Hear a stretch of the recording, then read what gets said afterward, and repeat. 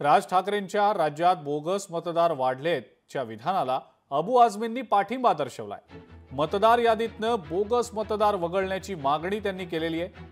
महाराष्ट्रातील विरोधी पक्ष 1 नोव्हेंबरला आंदोलन करणार आहेत। मतदार यादीत काहीशी तफावत नक्की आहे असं अबू आझमी देखील म्हणतायत।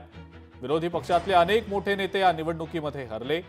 चुकीची नावं वगळल्यानंतर त्यामुळे निवडणुका घ्याव्यात अशी मागणी अबू आझमींनी सुद्धा केलेली आहे।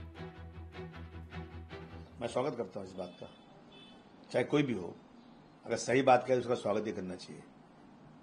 यहां पर ऐसे ऐसे लोग हारे हैं जिनके पास खुद का vote bank 1-1 lakh vote bank है, जो कभी इलेक्शन जब से लड़े हारे नहीं। कभी बड़े बड़े दिग्गज नेता अपोजिशन के हार गए, बीजेपी चुन के आ गई।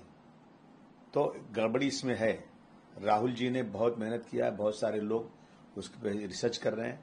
मैं समझता हूं कि बिल्कुल एक एक नाम सही होना चाहिए, जो गलत नाम है कटना चाहिए, उसके बाद ये इलेक्शन होना चाहिए।